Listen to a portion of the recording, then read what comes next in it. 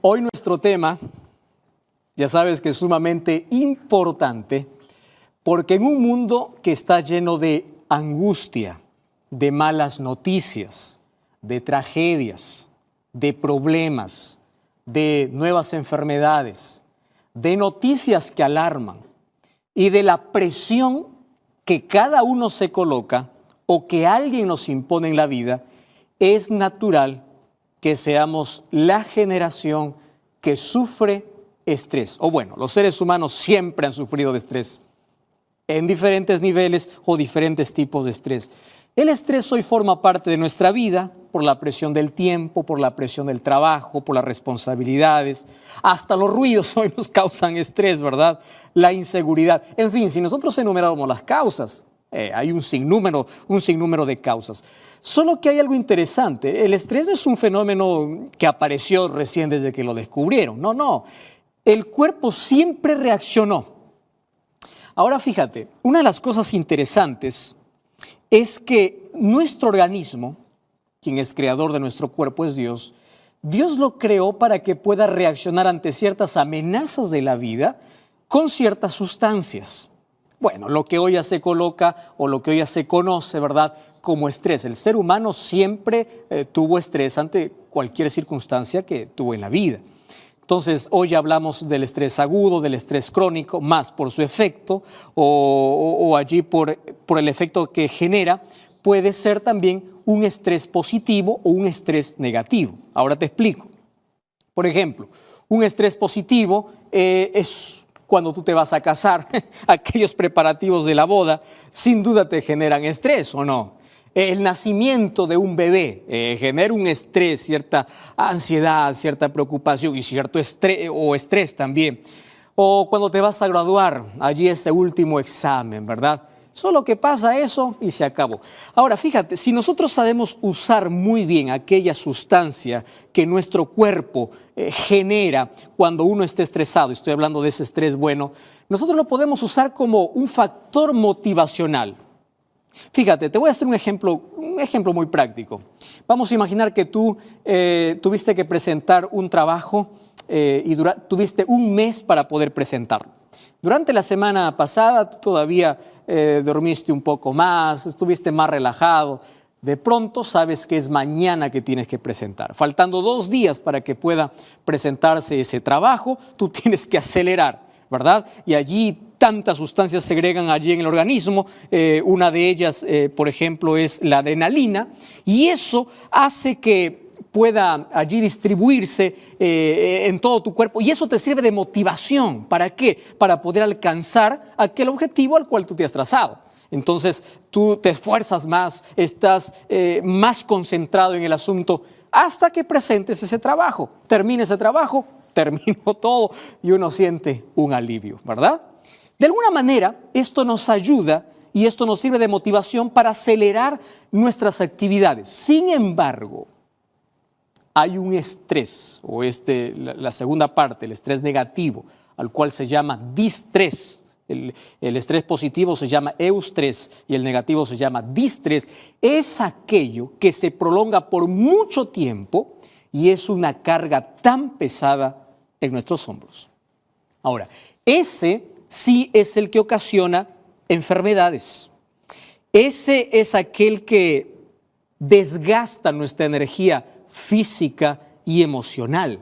Aquí ya vimos, por ejemplo, algunas de las cosas que ocasiona este tipo de estrés. Voy solamente allí a colocar nuevamente algunas, por ejemplo, elevación de la presión sanguínea, que es la hipertensión arterial.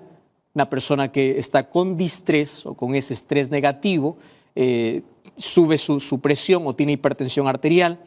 Puede tener gastritis, llegar a tener úlceras en el estómago, en el intestino, irritación al colon, dolores constantes de cabeza, problemas de sueño, tiene insomnio, ¿verdad? Tanto es la carga que tiene que no puede dormir, pierde el apetito, como consecuencia es una persona que vive constantemente agotada. Y es allí donde bajan las defensas del sistema inmunológico y uno empieza a enfermarse, desde un resfrío, desde una gripe, hasta abrir la puerta para alguna otra enfermedad que es mayor.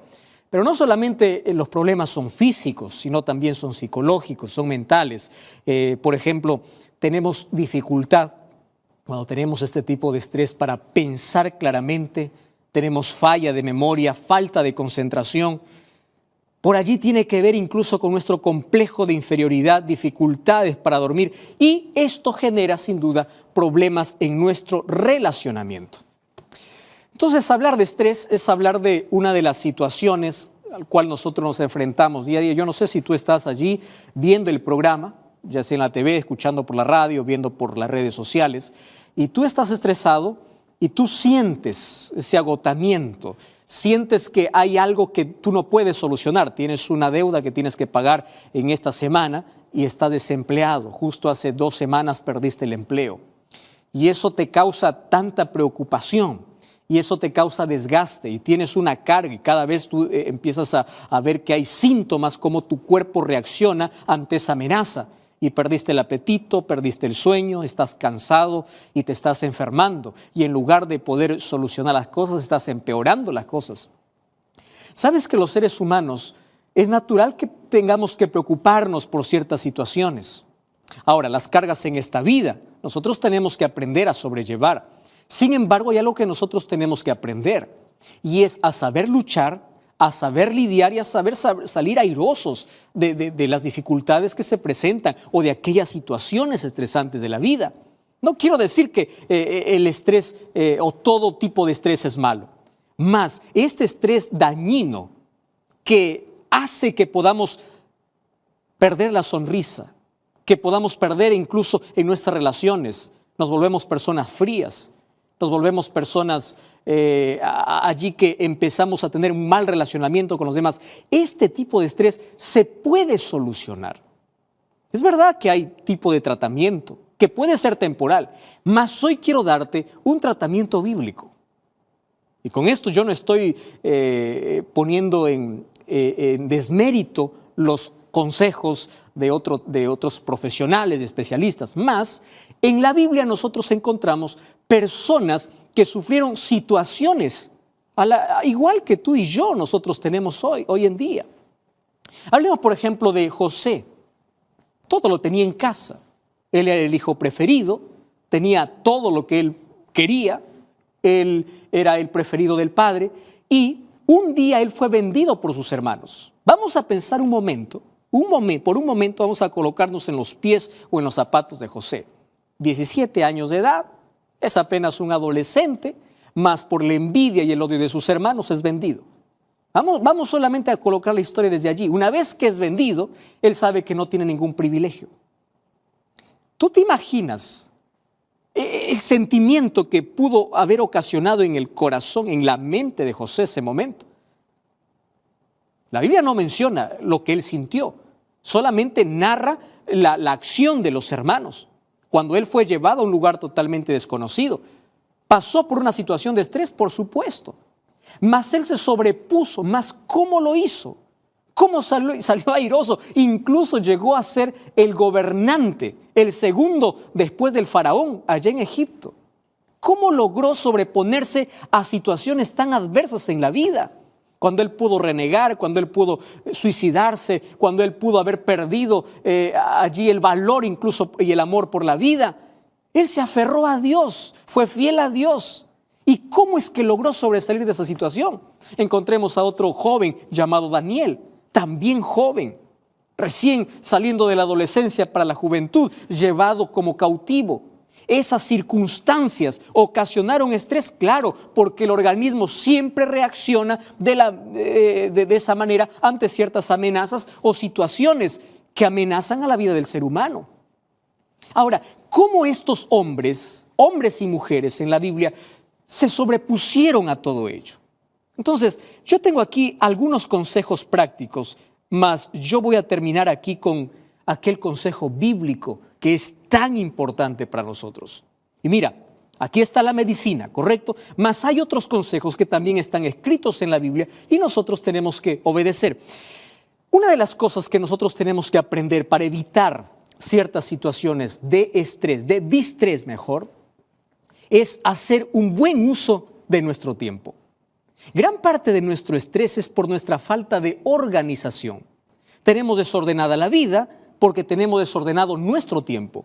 Fíjate que todos los seres humanos tenemos 24 horas. Nadie tiene ni un minuto más ni un minuto menos. Pero esas 24 horas, cada ser humano lo gasta de manera diferente. ¿Correcto? Entonces hay que ver cómo estamos organizados y cómo estamos usando nuestro tiempo. Hay muchos textos bíblicos que hablan sobre eso. Número 2, nosotros tenemos que ser realistas hasta dónde es nuestro límite. Es decir, no tenemos que ceder a todo compromiso en la vida. La Biblia me aconseja que cuando yo tenga que hacer algo en la vida, yo tengo que hacerlo bien. Y esto no significa comprometerme con todo en la vida. Porque si yo me comprometo con todo lo que alguien me ofrece, con todo lo que alguien me pide, yo voy a hacer las cosas de manera mediocre. Es más, eso me va a estresar. ¿Correcto? Entonces uno tiene que conocer sus limitaciones y uno tiene que ser realistas. Y lo poco que hace, según el consejo bíblico, tienes que hacerlo bien, con pasión. Tienes que dejar tu marca. Número 3, tú tienes que aprender a disfrutar de la vida y tienes que hacerlo confiando en Dios. ¿Sabes? Los seres humanos no hemos aprendido a disfrutar de la vida.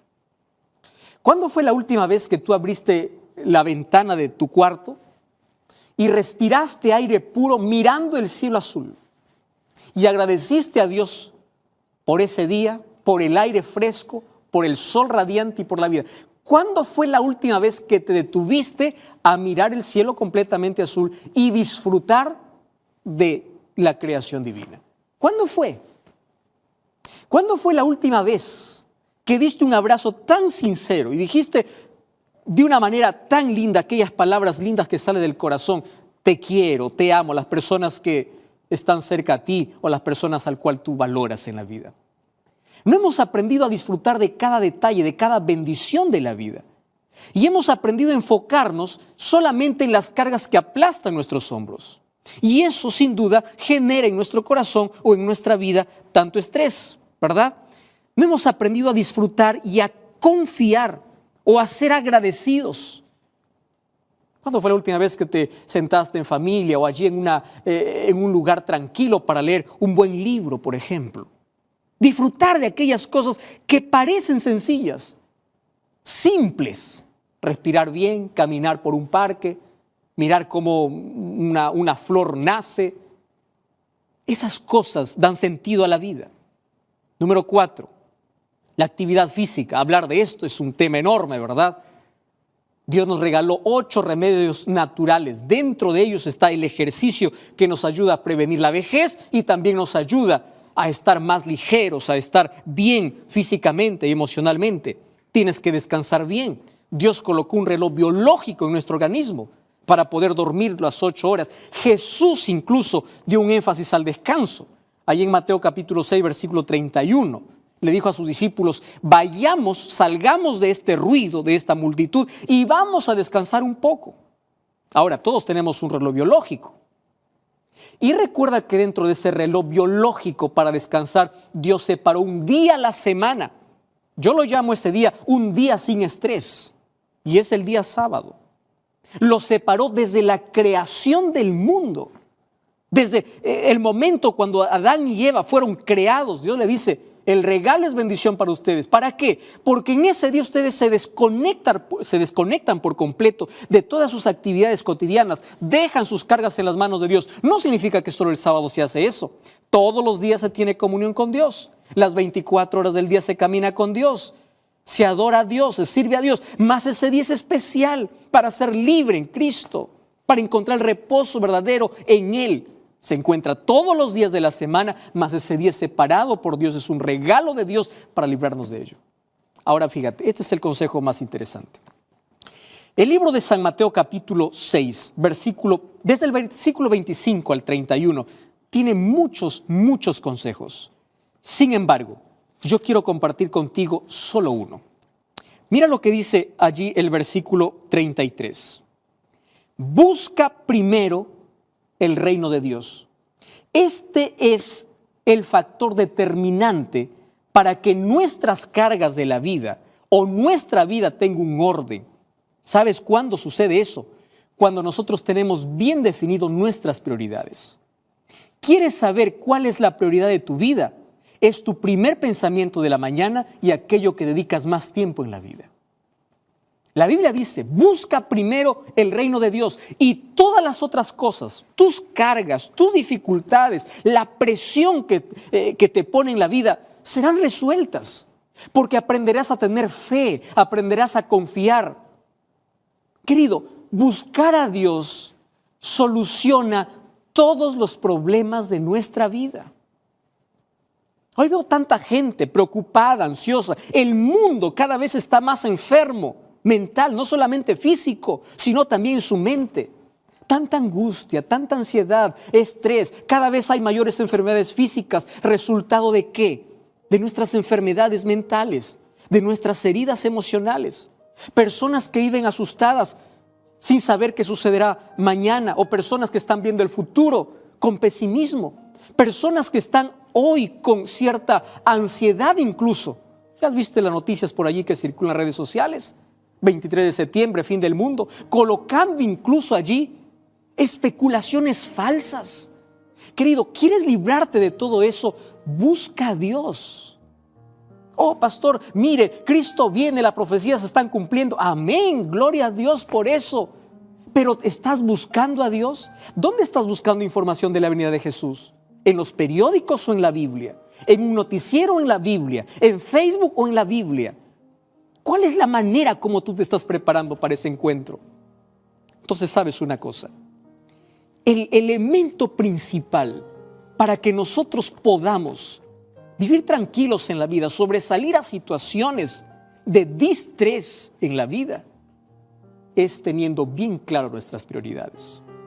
Y hoy tengo una invitación muy especial para ti. ¿Sabes? Dios dejó en su palabra consejos extraordinarios y maravillosos para darnos esperanza. Para cualquier circunstancia, para cualquier situación, Dios ha colocado en su palabra consuelo, fortaleza. ¿Qué significa buscar a Dios? Buscar a Dios significa necesariamente hacer todos los días dos cosas que son indispensables. Número 1, leer la Biblia. Y número 2, orar. No existe otra manera ni otro medio para buscar a Dios. Yo puedo aumentar aquí una tercera, porque también es bíblica, y es cuando yo voy a adorar a un templo. Allí en comunión con mis hermanos, yo empiezo allí a adorar a Dios, a buscar a Dios. Ahora fíjate, si tú buscas a Dios y tienes claro el orden de prioridades en tu vida, todas las situaciones aplastantes y estresantes de la vida tienen solución. Su promesa es: venid a mí si estáis cargados y trabajados, que yo os haré descansar. Y hoy quiero orar por ti, por aquella situación que estás pasando. Cierra tus ojos. Querido Dios, todos nosotros tenemos alguna carga en la vida, mas hoy queremos dejarlo a tus pies. Hoy nos aferramos a tus promesas y ante esas situaciones que nos enferman mentalmente y físicamente, queremos colocarlo en tus manos. Hoy queremos descansar en paz, tranquilos, sabiendo que si tú nos protegiste hoy, tú también estarás en nuestro mañana. Solo queremos tener la seguridad que nuestra vida está en tus manos y queremos aprender a buscarte, colocar como prioridad a Cristo en nuestra vida. Danos tu bendición, en el nombre de Jesús. Amén. Yo te invito a buscar una iglesia adventista del séptimo día y recuerda que la verdad te da libertad y te prepara para la eternidad.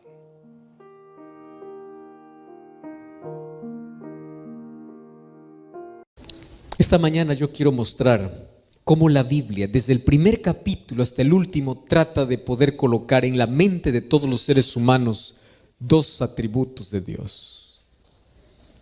Dios tiene muchos más, por supuesto, pero hay dos atributos que siempre se resaltan. El primer atributo es: Dios es amor. Incluso el carácter de Dios es amor. Dios no tiene amor, Dios es amor. Número 2, Dios es poderoso. Tu imposibilidad es la posibilidad divina. Tu fracaso puede ser la victoria divina. Dios es amor y Dios es poder. Y el error humano es desafiar su poder y rechazar su amor. Grave error. Y esta mañana yo quiero abrir la palabra de Dios en el primer libro de la Biblia, libro de Génesis, capítulo 17. Vamos a Génesis, capítulo 18. Génesis 18, versículo 14. Y aquí la Biblia presenta una pregunta que todos vamos a responder esta mañana. Génesis capítulo 18, versículo 14. ¿Hay alguna cosa difícil para Dios? Es lo que dice su Biblia también. ¿Sí? Vamos ahí. ¿Hay alguna cosa? ¿Acaso hay alguna cosa imposible o difícil para Dios? Y de allí viene la respuesta. De aquí a un año, en este mismo tiempo, yo volveré a ti y Sara tendrá un hijo. ¿En qué circunstancias se sale esta pregunta? Un día cuando el ángel de Jehová vino para hablar con Abraham y le dice, mira Abraham, tú vas a tener un hijo. Y Sara estaba riéndose, ¿verdad? Dice, ¿cómo yo voy a tener un hijo? Un hijo se puede esperar cuando una mujer está joven, ¿verdad? O todavía está dentro de ese proceso, de ese tiempo donde puede el óvulo ser fecundado por el espermatozoide para poder crear la vida. Y ella dice, yo ya ni siquiera tengo el periodo de las mujeres. Yo ya estoy a los 90 años, mi esposo tiene 100 años. ¿Cómo es posible? Eso es ilógico. Eso es imposible. Y allí viene la pregunta que hace Dios. Dice, ¿hay alguna cosa imposible para Dios? ¿Y cuál es la respuesta? ¿Sí o no? ¿Por qué no? Porque la respuesta más inmediata es porque Dios es poder. Y el poder de Dios funciona en contra de nuestra lógica. ¿Saben cuándo entramos en problemas los seres humanos? Cuando nos creemos que somos más sabios que Dios. Creemos que nosotros tenemos la razón y no Dios. Miren cómo es el ser humano de curioso. Va a la Biblia y en la Biblia dice, tienes que comer esto, esto y esto. El ser humano cierra la Biblia y dice, no, yo puedo comer lo que quiera. ¿Por qué? Bueno, porque es verdad, la Biblia dice, pero es anticuado, es para el judío. ¿Qué tiene que ver eso? Es salud, eso es principio de salud. Pero el ser humano va y dice, no, yo voy a comer incluso aquello que la Biblia no quiere. ¿Por qué? Porque creo que yo tengo la razón. Es más, hay gente que discute con Dios y dice, ¿cómo Dios vas a prohibir esto si esto es? O sea, el ser humano cree que tiene la razón. Va a la Biblia y encuentra desde Génesis hasta Apocalipsis que el día que Dios separó para la adoración es el sábado. Comienza en la creación, allí continúa con los profetas, con patriarcas, continúa con los profetas. Jesús guardó el sábado. De tapa a tapa de la Biblia hay un día que Él separó. Viene el ser humano y dice, no, yo voy a guardar otro día. ¿Por qué? Porque todos los días son iguales. ¿Escuchaste esa declaración, verdad? Todos los días. Finalmente, Dios me va a aceptar el día que yo quiero. En otras palabras, yo tengo la razón. Y el ser humano quiere imponer su voluntad. El ser humano cree que es más sabio que Dios. Incluso desafía el poder de Dios. Y ahí se mete en problemas serios. Ahora, la pregunta es, ¿hay alguna cosa imposible? Y esta mañana yo te quiero mostrar de una manera breve. Para Dios no hay nada imposible. Él tiene la última palabra. Él es poderoso y Dios está al control de la historia, de las situaciones, de las circunstancias y de todo. Y Él puede romper cualquier lógica humana, pero no te atrevas a desafiar a Dios. Porque aquel que desafía a Dios termina mal. Mira, hace algunos años yo recuerdo la primera vez que yo volé en un avión. Sabes que la primera vez es emocionante, ¿verdad? Ya En todo, las primeras veces causan mucha emoción. Yo recuerdo una cámara pequeñita que había comprado justamente para ese viaje. Y allí, mientras subía al avión, gracias a Dios me tocó justo al lado de la ventana. Y yo estaba allí despegando de Lima, estaba saliendo. Y yo conocía un poco allí la ciudad. Cuando yo estaba allí paseando en la ciudad, los edificios eran grandes, habían grandes monumentos, habían grandes carros, grandes camiones. Entonces yo era la primera vez allí en el avión. Yo dije, yo voy a llevar mi cámara para tomar fotos, todo lo que ve. No sabía que en el cielo solo se ven nubes, ¿no? Y no hay nada más para tomar. Pero bueno, ahí estaba con la cámara. Entonces ahí, mientras el avión estaba despegando, la emoción tremenda era. Ahí levanté la ventanita y empecé a tomar fotos, ¿no? Desde arriba. A medida que el avión se elevaba, yo empezaba a tomar fotos. Y yo conocía esos lugares y veía que aquellos edificios enormes cada vez se hacían más chiquitos, más chiquitos, más chiquitos, más chiquitos. Aquellos carros grandes parecían juguetes. Y después yo hacía zoom, zoom, zoom y no encontraba ningún ser humano. Aquellos tremendos monumentos eran pequeños. Y el ser humano, que ya es pequeño, por más que le ponga zoom solamente a cierta distancia, ya no lo ves más.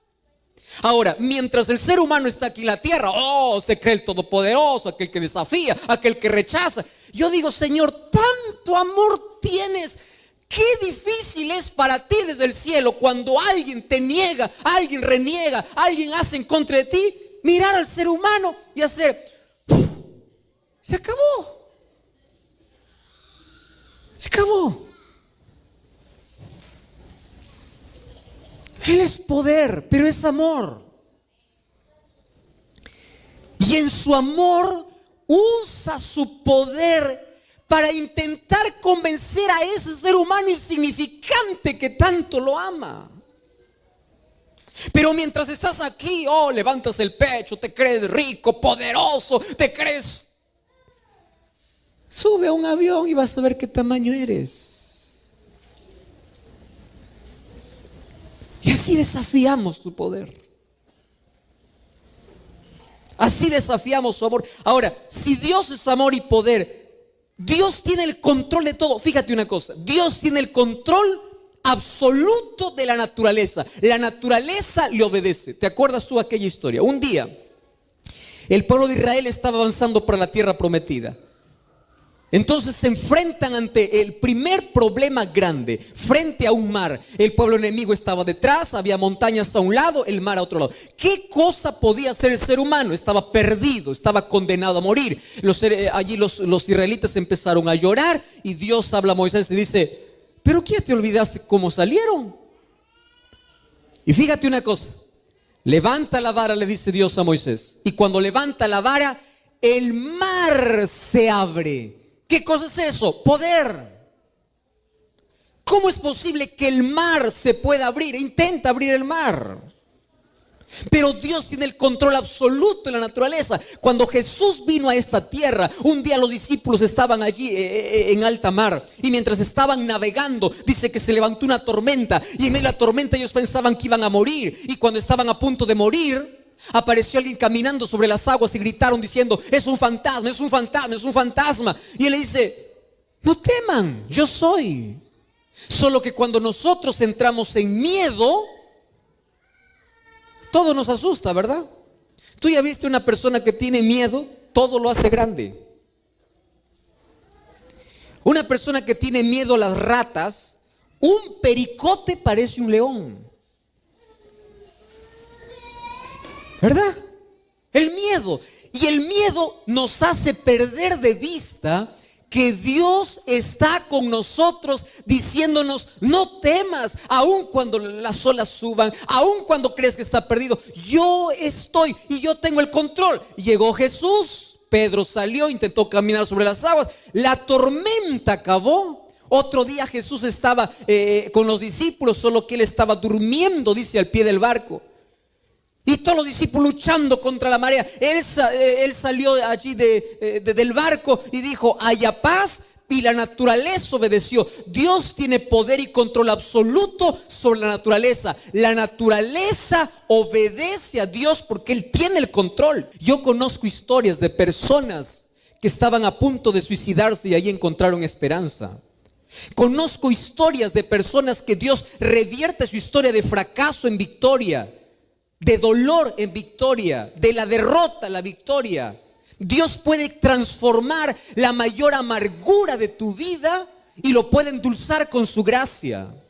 Dios puede darte gracia en tu desgracia. Dios puede revertir situaciones.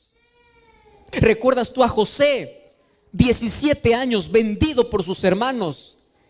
Yo no sé si nadie de los que está aquí ha sido vendido por su hermano, porque si hubiese sido vendido no creo que estuviera vivo el hermano, ¿verdad?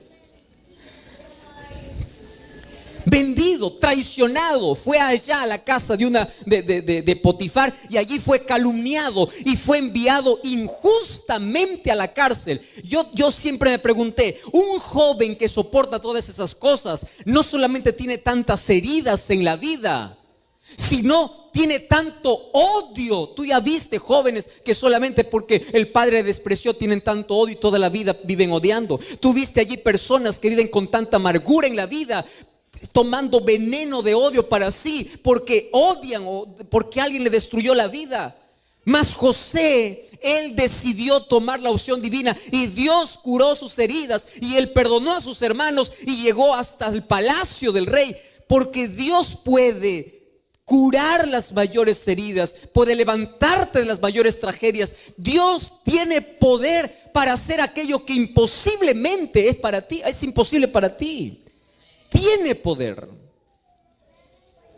Sin embargo, Dios, aunque tiene poder, no puede todo. Y esto aparentemente es una contradicción, ¿verdad? Aunque tiene poder, no puede todo. Cuando yo abro la Biblia, encuentro en Jeremías 31:3 y dice así: con amor eterno te he amado. Dios no puede dejar de amarte por más ingrato e indiferente que seas. Y cuando yo voy al libro de Oseas capítulo 11, encuentro uno de los textos que toca tanto mi vida. Oseas capítulo 11 versículo 2 dice así: cuanto más te llamaba, más te alejabas. ¿Tú has leído este texto? Voy a leer una vez más, Oseas 11:2. Cuanto más les llamaba, ellos más se alejaban. Mira lo que dice el versículo 8. ¿Cómo te dejaré, oh Efraín? ¿Cómo te entregaría, oh Israel?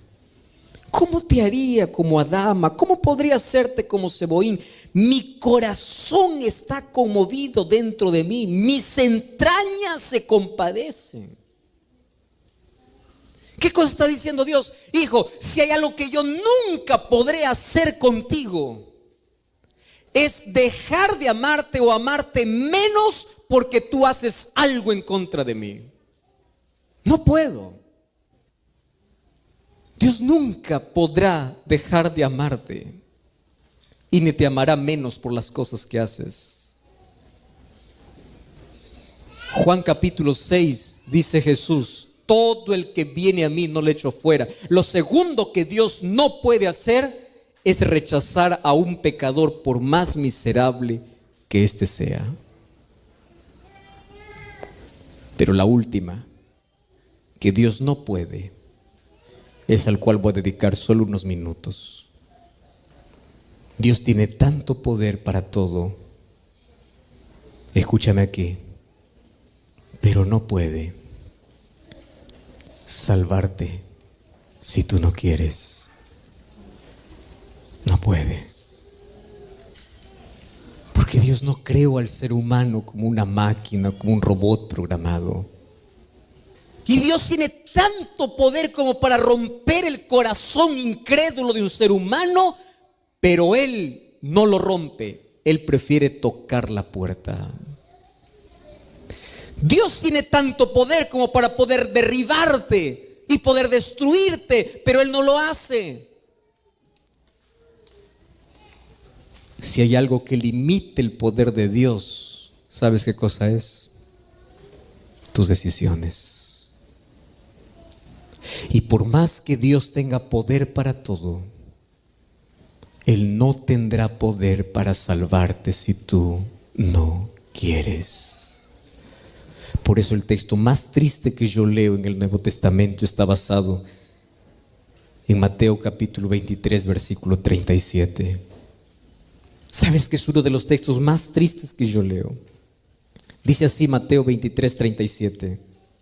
Dice así: Jerusalén, Jerusalén, tú que matas a los profetas y apedreas a los que te son enviados.